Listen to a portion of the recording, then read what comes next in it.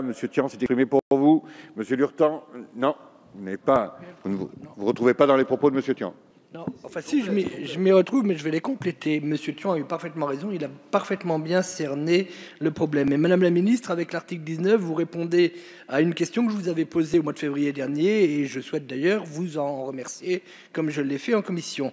Même si de prime abord, j'ai cru que votre proposition allait pouvoir répondre aux situations difficiles des marins français résidant en France et naviguant sous pavillon étranger, je m'aperçois, après expertise, qu'il risque de créer plus de problèmes qu'il n'en résout.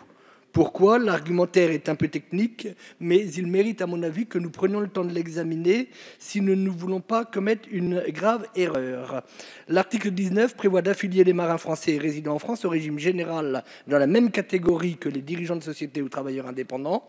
Or, depuis une ordonnance Colbert de 1670, tous les marins sont soumis à la protection sociale de l'Établissement national des invalides de la marine, l'ENIM. Cette affiliation est obligatoire pour tout marin français, mais aussi étranger naviguant sous pavillon français, c'est important. Cette disposition exclurait donc les marins français, résidents français, naviguant sous pavillon étranger, qui deviendraient affiliés au régime général, alors que leur demande est d'être affiliés à l'ENIM comme tous leurs collègues marins depuis 1670. J'ai bien compris que l'amendement que vous déposez à cet article et qui résout en partie le problème, mais il ne le résout malheureusement qu'en partie. Pourquoi donc, dans de telles conditions, les marins français sous pavillon étranger seraient-ils affiliés au régime général, alors que l'ensemble de leurs collègues, y compris ceux naviguant sous pavillon étranger, seraient affiliés à l'ENIM quand ils y naviguent par voie de détachement? Il y a là, à mon sens, une rupture du principe constitutionnel d'égalité. En deuxième lieu, dans votre proposition, les cotisations des marins français naviguant sous pavillon étranger seraient dues par les salariés. Or, la Convention du travail maritime de 2006, signée par toutes les parties au dossier, Guernesey, Bahamas, le Royaume-Uni, la France, prévoit que ce sont les compagnies maritimes, c'est-à-dire les armateurs, qui prennent en charge la couverture sociale des marins. Par ailleurs, la Convention de 2006 impose la couverture des risques au chômage, qui ne figure pas dans cet article 19. Je peux vous demander une minute en plus?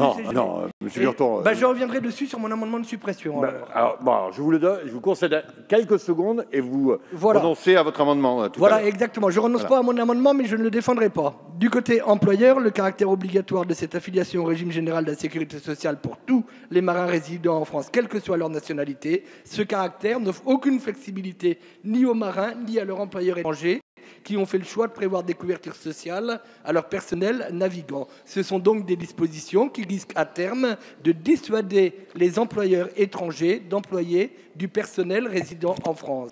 Comment pourra-t-on justifier au sein d'un même armement employant des marins de 7 nationalités différentes, et je pense à un en particulier, bien connu, résidant dans différents pays, que certains membres d'équipage bénéficient d'une couverture plus étendue en fonction de leur lieu de résidence? Autant de questions sur lesquelles nous devons mener un travail de fond pour trouver la solution la mieux appropriée. La proposition de notre collègue Arnaud Leroy, qui va être débattue à la fin de la semaine prochaine en commission et au mois de novembre dans l'hémicycle, me paraîtrait faire avancer ce problème d'une façon plus performante.